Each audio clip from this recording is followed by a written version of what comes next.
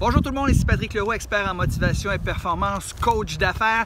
Comment bien vous préparer avant de faire une présentation, avant de faire un discours. Alors si vous me connaissez, vous savez, ça fait longtemps que je suis conférencier professionnel, ça fait environ 21 ans, membre du Temple de la renommée des conférenciers professionnels du Canada. J'ai plus de 1800 conférences à mon actif et j'aimerais vous partager 5 rituels, 5 choses que je fais personnellement, que je me prépare avant de faire mes conférences. Et je vais faire un parallèle, on se retrouve sur un terrain de soccer ici, que ce soit le soccer, le hockey, le baseball, le football, peu importe le sport. Ces professionnels-là, si vous arrivez un peu tôt avant le match, vous allez voir à quel point ils ont des rituels et ils se pratiquent, ils se réchauffent et c'est une des raisons pourquoi ils performent autant sur le terrain.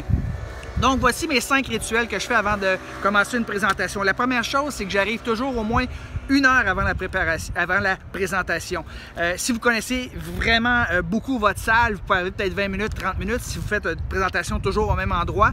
Mais dans mon cas, c'est souvent des nouveaux endroits, donc j'arrive toujours minimum 1 heure, des fois même plus que ça. Et là, je vais me promener, puis je vais me promener sur le stage, puis je vais imaginer les gens qui sont dans la salle. Je vais faire tous les tests possibles et imaginables par rapport à mon micro, par rapport à mes acétates, par rapport à l'éclairage. Je vais bien positionner les chaises, évidemment, pour qu'il y ait un maximum d'impact parce que je veux, par exemple, que la première rangée soit le plus proche possible de moi. Je veux pas qu'il y ait un trou, un gap, en anglais on dit energy gap, entre le conférencier et la première rangée. Donc ça, c'est la première chose, arrivez au minimum 1 heure d'avance.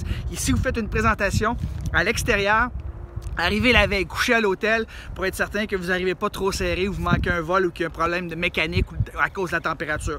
Deuxième rituel, c'est que juste avant l'ouverture, juste avant d'entrer sur scène, très important, j'aime reviser mes notes. Alors j'aime passer en revue mes notes. Alors c'est souvent une feuille de papier comme ça avec des notes principales et je vais réviser ma structure. Souvent j'ai 5 idées lorsque je vais présenter une conférence d'1 heure ou 1 heure et demie, 5 idées principales. Je vais regarder les histoires. S'il y a une histoire que ça fait longtemps que je n'ai pas racontée, je vais m'en raconter dans la tête, mais je veux surtout focaliser mon temps, mon énergie sur l'ouverture et la fermeture, qui sont les 2 parties les plus importantes d'une présentation. Tout comme un avion qui décolle et qui atterrit, il ne faut pas manquer son ouverture et sa fermeture. Alors, c'est là-dessus que je vais focaliser mon temps, mon énergie, juste avant d'entrer sur scène. Troisième rituel que j'aime faire, c'est de visualiser dans mon esprit que tout va bien aller.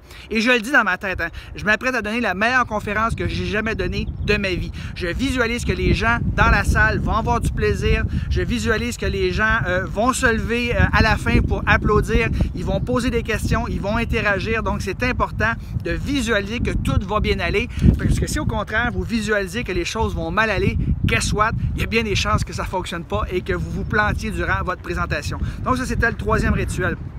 Le 4e rituel que je fais, très important, c'est de jamais rester assis, de se faire présenter et se lever pour aller faire une présentation. Donc, au moins 5 minutes avant ma présentation, je vais toujours me lever et je vais même bouger.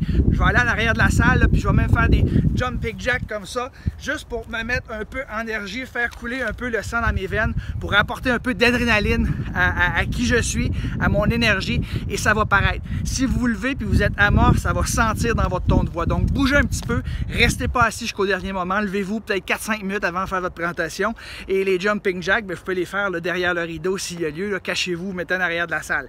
Et finalement, 5e rituel également, prendre 3 grandes respirations.